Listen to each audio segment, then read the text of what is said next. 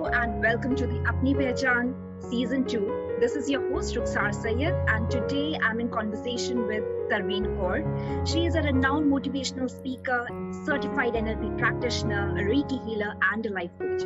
Welcome Tarveen on our show, and I'm glad to connect with you today. Thank you so much, Rukhsar. I'm so pleased to be here. Thank you for the invitation and I look forward to it. And Tarveen, as our topic for today's discussion is living in inspiration. So in order to have an inspired life, the first thing which comes in our mind is to have a right mindset towards everything. So what is the significance according to you to have for a right mindset? See, mindset, as when we talk about mindset, what I personally believe is that mindset is everything. And this is the choices that we are making every day will determine the quality of our life. Now, let me, just take a minute to, explain what mindset is. Now, when we talk about mindset is not something which has happened overnight, Rukhsar. It is something which has been developed, which has been conditioned with so many things from our childhood, from circumstances, parenting, and a lot of other stuff, right? And positive mindset and negative mindset is not, as I said, it doesn't happen overnight. And if we have to have a positive mindset, we have to have a conscious effort for that. And mindset is something which, can be developed with a lot of techniques. I'll just share a quick, story, or maybe my real story, an incident that happened in 2007. It is, when me and my husband, we were planning to return back to India, and we decided to take some certifications, some courses. So we did a workshop with Anthony Robbins. And on the second day of our workshop, we all had to walk on, hot coals, the fire walk. So we had to walk on fire. And in the beginning, it was like so difficult. We thought it's not going to be possible. How can somebody walk on fire? But then, after the conditioning of 3 to 4 hours, of mind, changing the state of mind, I would say, not mindset, because mindset cannot be changed in a couple of hours. So the state of mind can be changed, and we did that, and we were able to walk on fire without any blister, without hurting ourselves. And we actually believed, we had to tell our mind, and our mind believed that we were walking on a cool grass. So that's the power of mind. Now, how we can develop a mindset, how we can develop a positive mindset. First, we need to understand, because, when I do session with my clients and they come with a certain problem, to me, so, they tell me a certain problem, but Rukhsar, that's not the real problem. It's like, peeling an onion, and when you actually go to the core, the problem is something else. So maybe something has happened to them, when they were a little child, or something happened during the, their, adult life. They carry on. We as a human being, we carry our wounds, and we take it, and then, with one by one, we develop our mindset, positive or negative. So, recently I've also read a quote that gratitude multiplies blessings. So, according to you, how does it happen? Gratitude is everything. I would always love to talk about gratitude in my all videos. Gratitude is something that I never miss out, because it has completely changed my life. Gratitude, I read a book in 2007, Secret, Law of Attraction, and they all related. Gratitude is part of Law of Attraction. It is one part of it. And being grateful, I think it gives you so much. You can create so much in your life when being thankful, or you being grateful.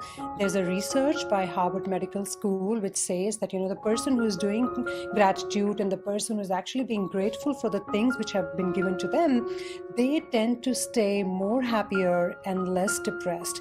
Because, every time you're expressing it, every time, you are giving thanks to somebody, universe will give you more reason to being grateful for. And how we can practice gratitude, you have to maintain a journal. So every day you have to write the things that you're grateful for, because then that gives you a fresh perspective. That gives you a perspective of, what I have.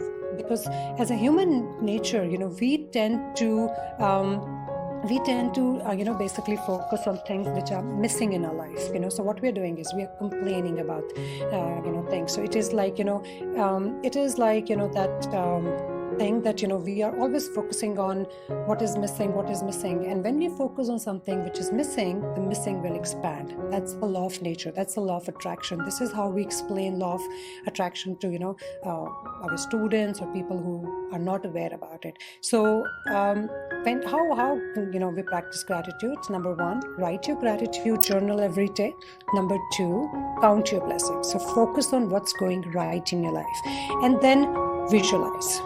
Visualization is a very powerful technique. When we visualize, when you're visualizing for something, when we trying to get something in our life, and then how do we do it? So basically, we have to visualize what we want. We really have to create those feelings. So you really have to believe that, yes, it's already there. And then you start attracting it. Then you start manifesting it. So we call it manifestation board or a vision board. So you can have a board which can be in your bedroom or anywhere where you want to see it, and things that you want in life, maybe you can put it there and then you see it every day, affirm it, positive affirmations. So these are the things which will help you to manifest what you're trying to achieve. So, Tarveen, as you said about the law of attraction, by law of attraction, how can we use it in to relate modern life, issues also, or to achieve our goals? How a person can use the method of law of attraction to achieve his or her ambitions in life? See, the only thing I have learned, I've read so many books about LOA, I've seen so many videos about about law of attraction. What works out for me and what actually I think would work out for people as well is feeling.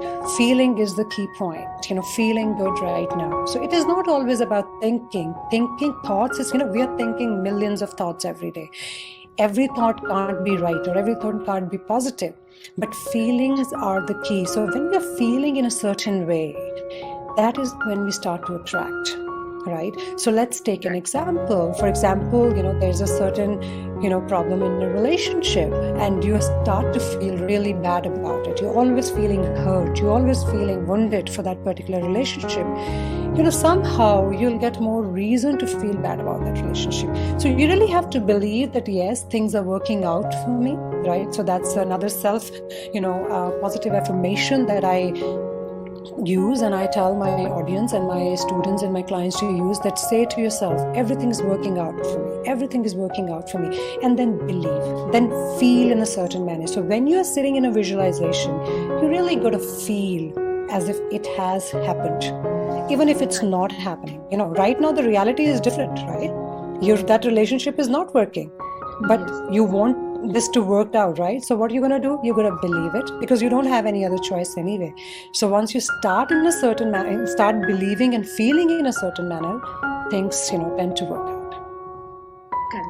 Exactly. So, Tarveen, as we talk about, moving further, if we talk about the communication part, we consider communication as a main pillar and a support for, in building up personality development or building up self-confidence. So, what is the role of communication skills in personality development? See, communication is a very integral part of our lives, right?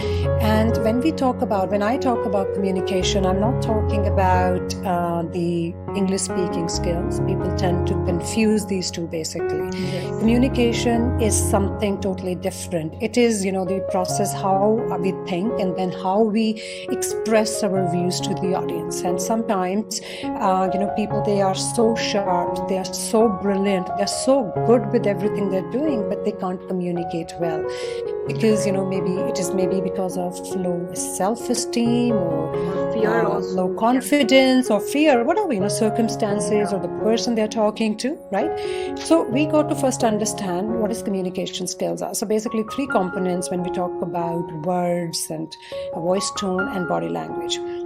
So let me ask you a question. I'm sure you must be aware. The words that you're listening to me, Rukhsar, what do you think, how much they would really matter, the percentage if we have to take, how important the words are? It depends upon how we apply it in our life, like to what extent, like for I'm listening to you and how it is affecting me. Yeah. So, you'll be shocked to know that the words that you're listening right now is just 7%. it's 55% is your body language and 38% is the voice tone. And we tend to, always say why people are not understanding me, why I have arguments all the time, why am I not, able to tell people the way I want to tell? Because, there's a research which says that when you are talking to your audience, they are listening to your body language. If your words and your body languages are not matching, they're going to respond to the body language, right? This is how powerful the body language is. And that is the main reason. So when we talk about personality development, as the question says, mostly, I work with students for clearing their interviews and applying for the jobs. So these are the skills we taught them. We tell them how important, as a student, they all have the same degree, but it is only maybe 2% of the student, they tend to get the job in the end. Why that happens? If they have the same degree, it is about how they performed in the interviews, about their communication skills, their presence, their confidence, their voice tone, because we cannot talk to everybody in the same tone. We need to understand this. There has to be a different tone, different modulation, and different body language. When we're talking to an elderly person, it has to be different. When we're talking to a child, it has to be different. So communication, as I said, it's an integral part, and it really helps if we really do the mastery in NLP. We were told that communication works for those who works for it. So yeah, you really have to make an effort to do that, that mastery where you make sure that your body language is perfect and your words are right and your voice tone is right. Yeah. True, yeah. So Tarveen, as you are a Reiki healer too, so how do you, apply the methods of Reiki healing to deal with the modern life issues like depression, anxiety, and inferiority complex, as we say? How do you apply this method how do you connect both the things? Reiki is something, again, I decided to do Reiki about 7 years ago, and I did it. So Reiki I started to do about 7 years ago, and I did it for myself because I wanted some self-healing, and it has done wonders for me. And I realized that this is something I can use during my session. So I did further, levels, and now I've been, doing Reiki healing. But what is Reiki? It's all energy healing. And believe me, as a therapist, I believe that everything is energy.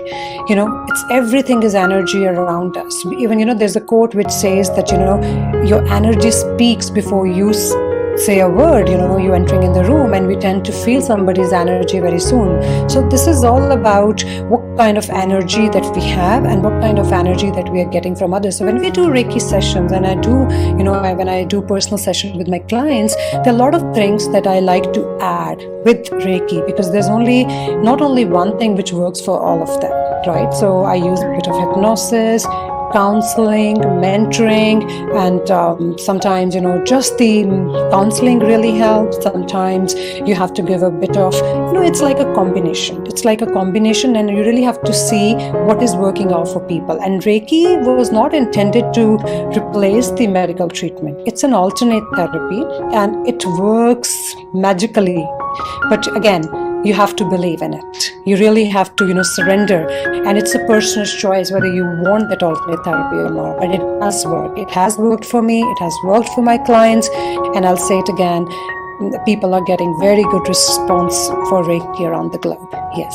That's really great. So Tarveen, as you have the experience, 12 years of experience in training and teaching people, so how do you motivate and encourage students, women, and society as a whole to be strong enough and to achieve their goals in life, business, and attracting the world as well? See, I'll just tell you a little bit about the work that I do in spite of the personal sessions that I do. So I work with students and women with colleges, and I do personality development classes for them. So I've done programs for MBA students, engineering students, hotel management students. I've done a lot of programs for hotel management. So basically, the topic that I normally cover and the things that I normally cover is communication skills, time management. There are issues regarding the self-confidence and self-dignity, and the entire personality development, area that we focus on. Now, regarding the goals, as you asked, how important the goals are. I mean, what I believe is, you asked me a question, the beginning mindset, the mindset question. Yes. And I think if it is, these all things are very, very related. These all are very interconnected.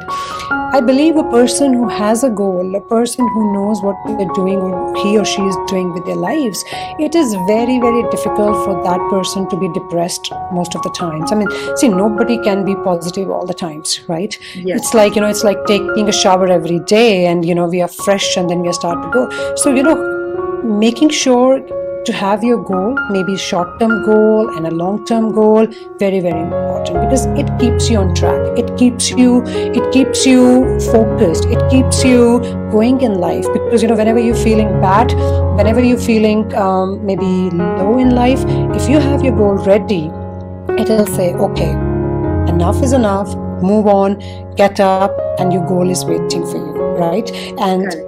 Helen Keller, we have heard about her. Yes, she was once asked, in one of her interviews, beautiful author, and once she was asked, Helen, tell us, is there anything being worse than being blind? And she says, yes.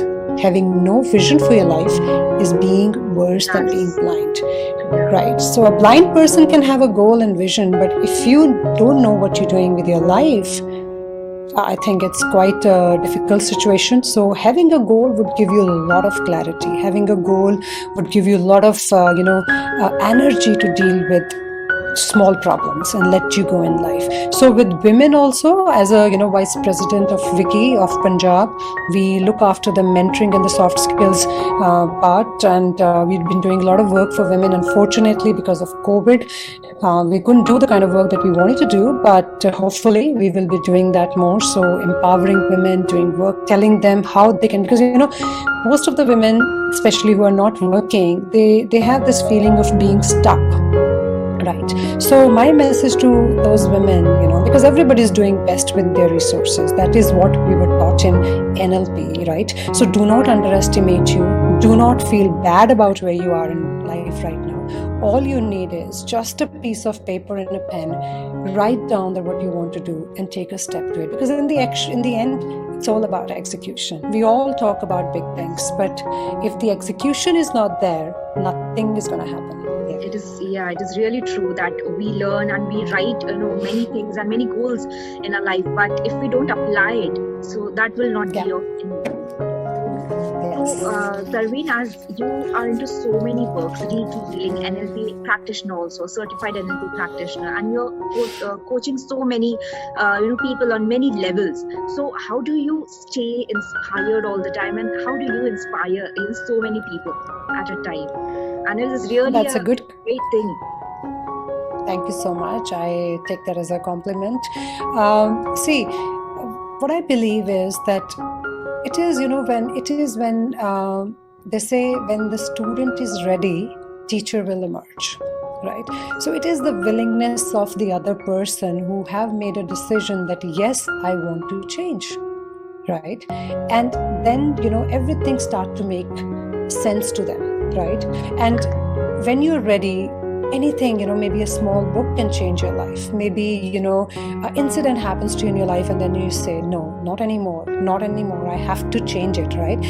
There's certain things which has completely changed my life. I mean, the book Magic, which is, written by Rhonda Byrne, the same author as, Secret. And when I read it first, I felt that, how much time I've already wasted about complaining, things in my life. And, that book has really changed my perspective. So it is always about when you are ready to change.